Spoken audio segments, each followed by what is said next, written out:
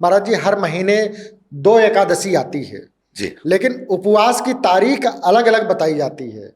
वैष्णव परंपरा वाले एक दिन होते हैं, तो कहीं निम्बार्क संप्रदाय कहीं कई बार ऐसा होता है कि दूसरे दिन होते हैं। ऐसे में साधारण भक्त उलझन में पड़ जाते हैं कि किसका सही है और किसका गलत। इस पर महाराज जी आपका क्या विचार है? बहुत ही समीचीन प्रश्न है। वर्तमान काल की परिस्थिति को देखते हुए प्रायः त्योहार, व्रत, पर्व 2-2 दिन होने से हमारा सनातन समाज भ्रमित हो रहा है। पर इसके पीछे का कारण ये है कि जो हमारे संप्रदाय हैं, जैसा आपने कहा निम्बार्क संप्रदाय है, वैष्णव संप्रदाय है, रामानंद संप्रदाय आदि आदि जो है, तो हमारे हर संप्रदाय के अलग सिद्धांत हैं। उन सिद्धांतों के अनुसार ही व्रत और पर्व को ग्रहण करने की आज्ञा हमारे आचार्यों ने दी है। तो उसके पीछे का कारण है कि 10वीं विद्या एकादशी ग्रहण नहीं करते हैं, कहीं द्वादशी प्रधान एकादशी करते हैं, तो अलग अलग संप्रदाय के अनुसार है। तो एकादशी प्रायः 2 दिन हो जाती है, उसका संप्रदाय के अनुसार जैसी मान्यता है। जन सामान्य किसको माने, उसके लिए समाधान ये है कि आप जिस संप्रदाय से दीक्षित हैं, आप जिस संप्रदाय से गुरु दर्शन दीक्षा या शरणागति ले रखें, अपने संप्रदाय अनुसार करिए। आप वैष्णव हैं, आप स्मार्त हैं, आप निम्बार्क संप्रदाय से हैं, आदि आदि। अब यदि आपको लगता है कि हम तो किसी संप्रदाय से अभी जुड़े नहीं हैं, हम क्या करें, तो हम सब भगवान नारायण के अंश होने से हम सबको वैष्णवी एकादशी, द्वादशी प्रधान एकादशी का व्रत करना चाहिए। माने जो अगले दिन आती है वो द्वादशी प्रधान व्रत करना चाहिए, वही सबके लिए श्रेष्ठ है।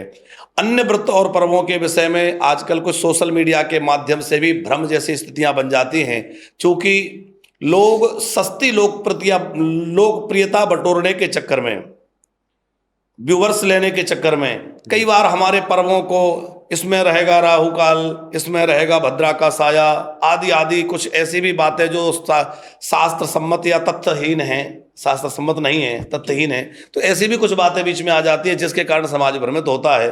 तो हम अपील करेंगे ऐसे लोगों से कि भैया, जिसका जिस क्षेत्र में प्रवेश नहीं है, जैसे आप बीमार हैं तो आप डॉक्टर से सलाह लेंगे जी। आपको कोई न्यायालय के संबंधित कोई जानकारी लेना है, मुकदमा, तो आप किसी एडवोकेट को पकड़ेंगे जी। बिल्कुल।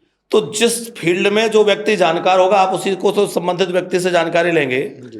तो अध्यात्म के संबंध में कोई जानकारी, व्रत त्योहार आदि के संबंध में कोई जानकारी लेना है तो उससे लेना चाहिए जो उस विषय का जानकार है। आज जिसका प्रवेश उस क्षेत्र में नहीं भी है, वो व्यक्ति भी उस बातों को कह रहा है, ये सबसे बड़ी दुविधा का कारण है। जिसको उसका कोई भी पता नहीं है, वो भी अपने मनानुसार कुछ भी कह रहा है, जिससे और भ्रम की स्थिति बन रही है।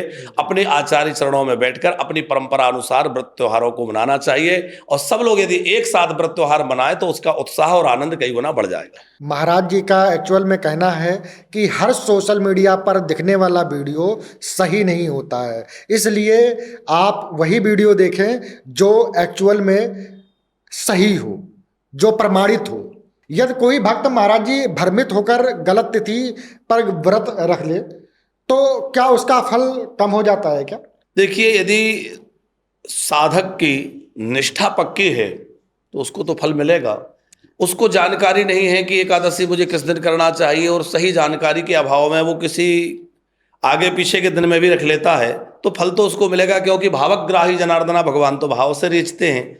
फिर भी प्रयास करना चाहिए कि हमें अपनी परंपरा अनुसार, क्योंकि यदि नियम के अनुसार व्रत किया जाए तो उसका फल विशेष होता है, तो कोई अपराध नहीं लगेगा। यदि आपने गलत दिन भी कर लिया तो कोई दोष नहीं लगेगा, लेकिन जितना उसका लाभ मिलना चाहिए उतना नहीं मिल पाएगा।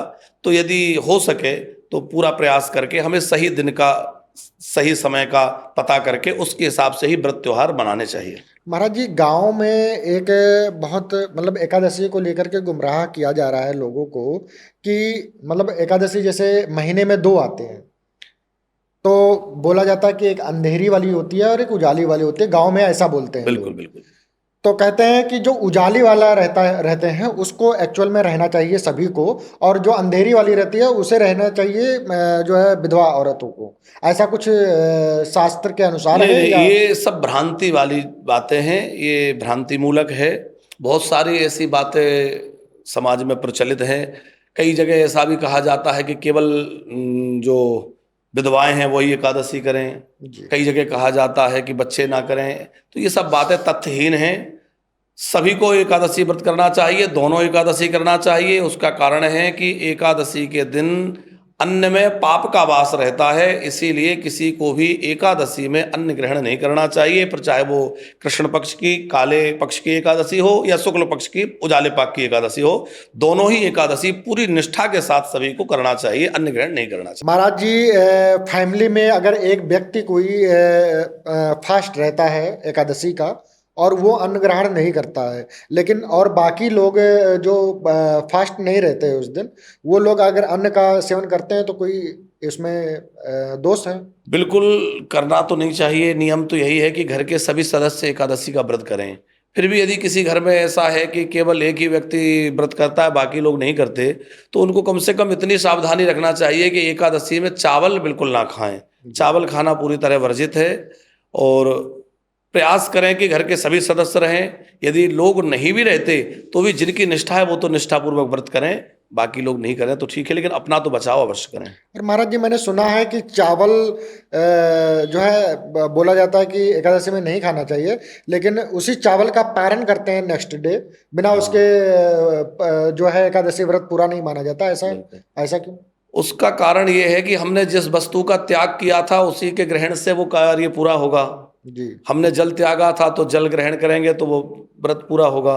अन्न का त्याग प्रधानता से एकादशी में होता है, तो अन्न जितने भी हैं, जैसे सप्तधान्य हैं, वो सब अन्न कहे गए हैं, उनमें प्रधान रूप से चावल है। जैसा एक प्रश्न ये भी होता है कि भाई चावल ही क्यों ज्यादा निषेध कहा गया है? क्योंकि सारे धान्यों में चावल जो है वो प्रधान है।